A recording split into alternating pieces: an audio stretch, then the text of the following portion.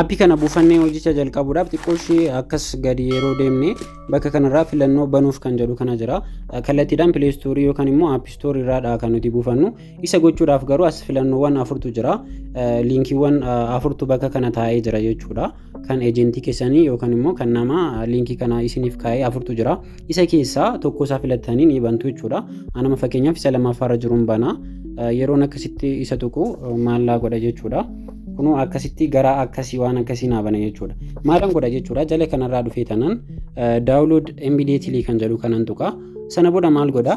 Gara Play Store yookaan immoo gara App Storeetti isin erga. Play Store irra erga deemtanii yookaan App Store irra erga deemtanii booda maal gootu jechuudha? Install gootu jechuudha. Sana booda maal gootaniitu jechuudha? Aappicha gara silkii keessanii yookaan immoo gara bilbila keessaniitti buufattaniitu jechuudha. Kunoo tuqee isinitti argisiisa. Anamma aappicha waan qabuuf ana gara aappichaatti na seensisa waan ta'eef isinitti argisiisuuf jecha garuu nan tuqa. Yeroon tuqee akkasitti xiqqoo erga barbaadeen booda isiniin gara Play Store isin geessa jechuudha. Aappicha erga buufannee booda inni itti aanee jiru maal goona? Aappicha karaa sirrii ta'een banuudha. Karaa sirrii ta'een banuudhaaf immoo bakka kanarra viidiyoon jira. Kunoo viidiyoo isa kana fayyadamnee akkaataa kamiin akka bannu ni ilaalla waliin jechuudha.